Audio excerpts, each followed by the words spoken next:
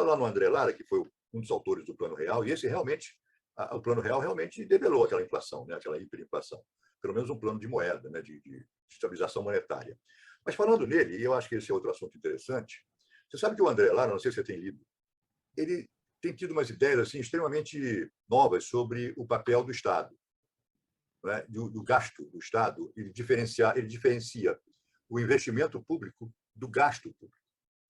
Ele acha que o gasto público orçamentário, realmente operacional, realmente precisa ser mantido, né, rigidamente, inclusive. Agora, ele diferencia gasto público de investimento público. Esse investimento público em ativos úteis, em ativos que vão propiciar o desenvolvimento econômico, esses não deveriam estar restritos ao teto fiscal. De onde que se tira esses recursos é uma pergunta boa, né? De onde que vai se tirar esses recursos? Mas o que você acha desse ponto? Bom, eu vou sincero e honestamente voltar a repetir o seguinte. O André Lara Rezende, que me perdoe, mas ele também não fez um plano real econômico. O que ele fez foi uma conversão extremamente violenta, porque nós tivemos, quando nós tínhamos o Cruzeiro Real...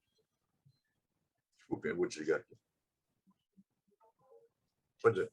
Nós tínhamos o Cruzeiro Real, tá certo? Que o Fernando Henrique, então, fez uma conversão de 1000%, e logo em seguida, outra conversão de 2,76%. Então, nós tivemos o quê? Uma supressão monetária incrível. Você sabe o que aconteceu com isso? O Cruzeiro passou a valer mais que o dólar. É incrível, né? Foi, milagre.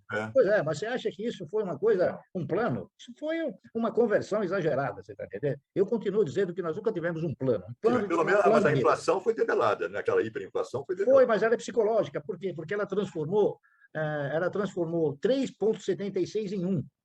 Então, 3,76 leva muito mais tempo psicologicamente para se converter novamente em 3,76 do que 10,1. Você está entendendo? Isso aí, pode acreditar que isso, eu estudei muito isso daí. O único plano econômico que nós temos foi um plano chamado PND. Você deve lembrar, Plano Nacional de Desenvolvimento, que se não me falha a memória, foi um dos presidentes aí, o presidente, eu não me lembro qual deles, que, na verdade, esse Plano Nacional de Desenvolvimento, ele acabou levando muitos à falência, porque haviam investimentos que podiam ser conquistados. Eu me lembro do Paulo Vilares, que ele era dono da indústria de Vilares. Ele imaginou que por aquilo que o plano predizia, ele ia poder fabricar locomotivas, ia fabricar estruturas para a indústria de celulose, ia poder fabricar máquinas para produzir energia elétrica, coisa que ele se esqueceu, que você tem pela frente aí Siemens, General Electric, tá entendendo? Então, ele acabou pedindo dinheiro emprestado, montando, se não me falha a memória, uma empresa chamada, puxa, como é que foi? Indústria de Base. Vibasa, né? Que foi para o vinagre. Então, nós nunca tivemos assim um plano que realmente produzisse uma diretriz para o nosso mercado. E olha o que nós temos também. Vou te dizer mais.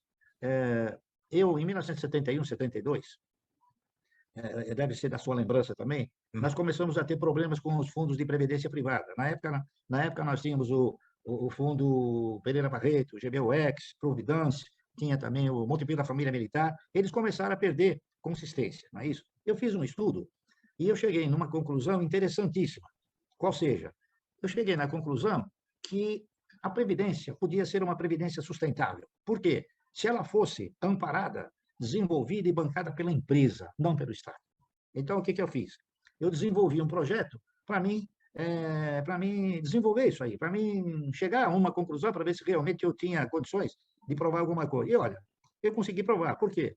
Porque eu sou bancado pela empresa e tenho uma previdência generosíssima, ao passo que aqueles que são bancados pelo Estado, eles são candidatos à indigência, tá certo? Então, e naquela época, a gente chegou a tentar falar com o Delfim, tá entendendo? O Delfim era o mestre dos mestres, né? Eu não quero denigrir ninguém, mas hoje o Delfim, sabe o que ele é? Ele é aposentado do Estado, e eu sou aposentado da empresa, entendeu?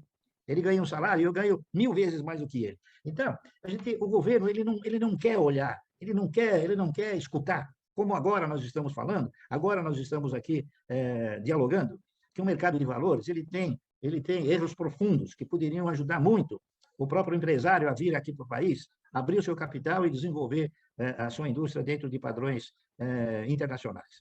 Mas, infelizmente, ele não faz. Por quê? Nós não temos um mercado ativo. O nosso mercado ele é gerenciado por quê? Por interesses especulativos que não conduzem a um resultado final. Existem poucas empresas que se asseguram desse mercado e que são empresas cuja atividade um país não vive sem ela. Então, o país não vive sem energia. Então, por muito dramático que seja uma situação política, jamais, mais, de qualquer maneira, essas empresas deixarão de existir. Tá correto? Então, eu acredito muito nisso e tenho absoluta segurança que as autoridades deveriam escutar pessoas como você, que são competentes, a mostrar caminhos que possam efetivamente produzir efeitos muito positivos para a economia como um todo, não para grupos que se favorecem dessa economia. Especulativos, né? Uma especulação dissociada do resultado útil social, né? De empresa, Exatamente. de trabalho, emprego.